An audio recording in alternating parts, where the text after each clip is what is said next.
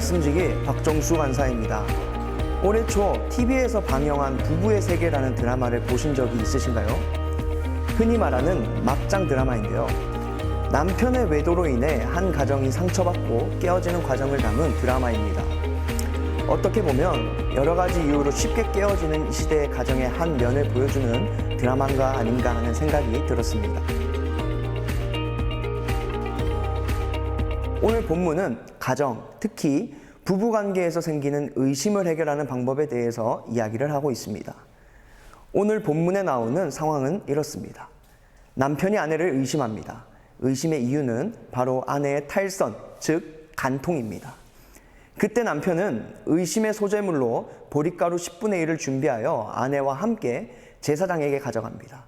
그리고 제사장은 아내를 하나님 앞에 세우고 그릇에 거룩한 물을 담아 성막 바닥에 먼지를 썩고 저주의 말이 쓰인 두루마리를 그릇에 담긴 물에 담구어 빨아 일명 쓴물을 제조합니다. 그리고 저주의 말을 선포합니다. 저주의 내용은 만약 다른 남자의 통관이 사실이면 이 쓴물이 여인의 몸에 들어가 창자가 부풀고 넓적다리가 마르게 하여 죽게 할 것이라는 내용입니다.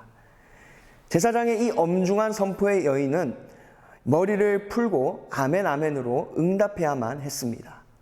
마지막으로 제사장은 소재물을 제단에 불사르고 여인에게 제조된 쓴물을 마시게 했습니다. 이어서 쓴물을 마신 여인에게 결과가 나타납니다. 남편의 의심대로 다른 남자와 부적절한 관계가 있었다면 저주로 배가 부풀어 오르고 넓적다리가 말라 죽게 됩니다. 그러나 사실이 아니면 해를 입지 않고 임신할 수 있는 은혜를 누리게 됩니다. 이와 같이 굉장히 까다롭고 복잡한 과정을 통해서 사건의 시시비비를 가려내게 됩니다. 여기서 우리는 무엇을 발견할 수 있을까요? 첫 번째로 약자에 대한 하나님의 존중과 보호입니다. 근동지방 역시 고대부터 남성 중심의 사회였습니다. 이스라엘 역시 예외는 아니었습니다. 남성에게 가정과 사회에 절대적인 권리가 있었습니다. 남성의 마음대로 여성을 처분할 수도 있는 그런 사회였습니다. 하지만 하나님께서는 여성이 그렇게 대우받기를 원하지 않으셨습니다. 근거 없는 남편의 의심으로 부당한 대우를 받을 수도 있는 연약한 여인을 어디에도 호소할 수 없는 그런 여성의 목소리를 제사장 앞에서, 즉 남자의 권위가 아닌 하나님의 권위 앞에 호소하게 하시며 무고한 여성을 보호하시는 것입니다. 두 번째로 우리는 여기서 하나님의 공의와 공평을 발견할 수가 있습니다. 남편의 단순한 의심만으로도 아내를 임의로 처분할 수도 가능했던 사회의 정세에도 불구하고 하나님께서는 이러한 방법을 통하여 부당한 처분을 방지하도록 하셨습니다.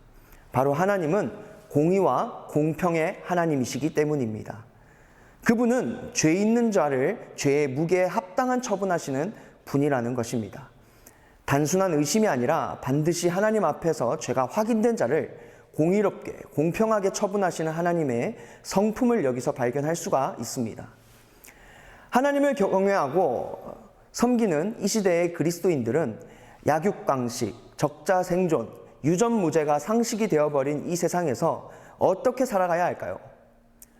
성경 속에서 나타난 하나님은 늘 고아와 과부, 병든 자와 나그네를 아끼시며 사랑하신 분이심을 우리는 기억해야 합니다. 그리고 또한 그분이 죄에 대해 한없이 공의롭고 공평하신 분이심을 또한 기억해야만 합니다. 죄가 만연한 세상 속에서 그리스도인으로서 어떻게 우리가 아는 하나님을 드러내며 살아갈 수 있을까요?